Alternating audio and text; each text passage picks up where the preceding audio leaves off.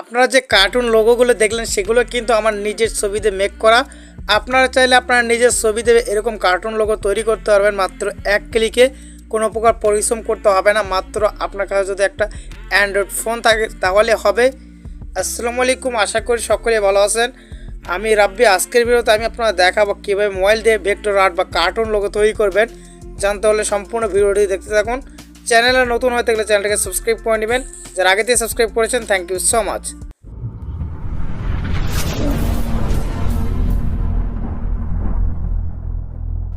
প্রথমে আমরা সরাসরি চলে যাব এখান থেকে প্লে স্টোরে। তারপরে এখানে আমরা সার্চ বারে এখানে লিখবো আমরা টুন অ্যাপ। জাস্ট এখানে দেখতে পারতেছেন এই যে টুন অ্যাপ। জাস্ট আমরা এটাকে কি করব, ইনস্টল করে নিব। দেন এটাকে আমরা ওপেন করে নিব।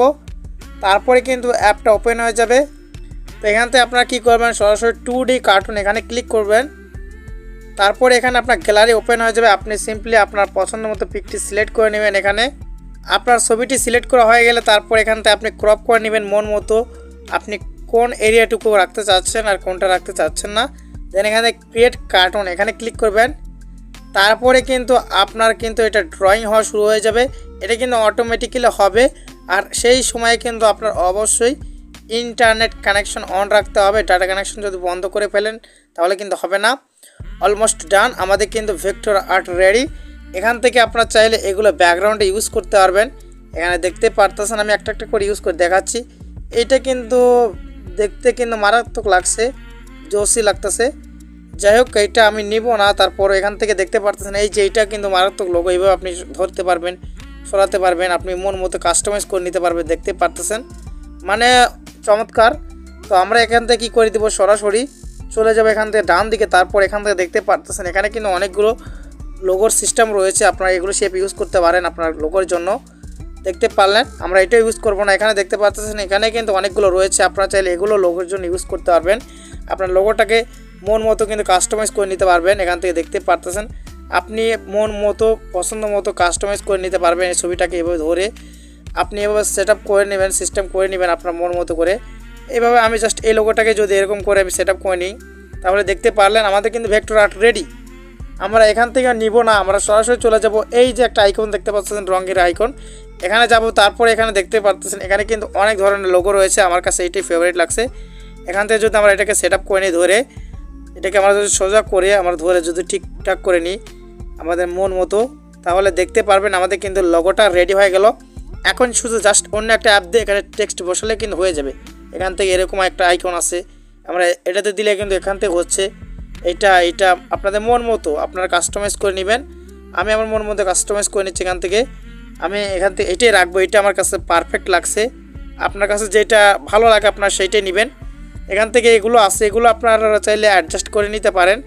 যাই হোক, আমরা এখান থেকে এইটাই নিই, তাই নাকি? এইটাই নিই, হ্যাঁ এইটাই রাখি আমরা। এটা রাখার পর এখান থেকে আমরা টিক মার্কে ক্লিক করব। তাহলে কিন্তু এটা আমাদের গ্যালারিতে সেভ হয়ে যাবে। তো টুন অ্যাপটি ডাউনলোড করার লিঙ্ক কিন্তু ভিডিও ডেসক্রিপশন বক্সে দেওয়া আছে। আমরা ব্যবহার করব এটার উপর টেক্সট বসানোর জন্য পিক্সেল ল্যাব। দেন এখান থেকে আমরা কী করব, এটাও কিন্তু গুগল প্লে স্টোরে পেয়ে যাবেন। আমরা এখান থেকে ফ্রম গ্যালারিতে ক্লিক করব। তারপর সেই লোগোটাকে আমরা সিলেক্ট করে নিব। সিলেক্ট করার পর এখান থেকে আমরা টিক মার্ক করে দিব। তারপর এখান থেকে থ্রি ডটে ক্লিক করব। দেন এখান থেকে ইমেজ সাইজে ক্লিক করব। তারপর এখান থেকে আমরা কী করব, এখান থেকে জাস্ট প্রোফাইল পিকচার এইটা আমরা সিলেক্ট করব। তারপর এখান থেকে আমরা ওকে করে দিব। দেন আমাদের কি করতে হবে, প্লাসে ক্লিক করতে হবে, টেক্সটে ক্লিক করতে হবে। তারপর এখানে আমাদের টেক্সট লিখতে হবে। আমরা এখানে লিখে দিচ্ছি, আমি একটা নাম লিখবো এখানে। জাস্ট এখানে আমি একটা নাম লিখলাম। দেন এখান থেকে ওকে। তারপরে এটাকে আমরা ধরে বড় করে দিব।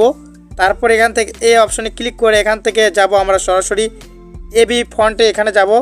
তারপরে কিন্তু এখানে আপনারা যদি মাই ফন্টে যান তাহলে দেখতে পারবেন আপনাদের কোনো প্রকার ফন্ট থাকবে না মাই ফন্টে, আপনারা ইনস্টল করে নেবেন।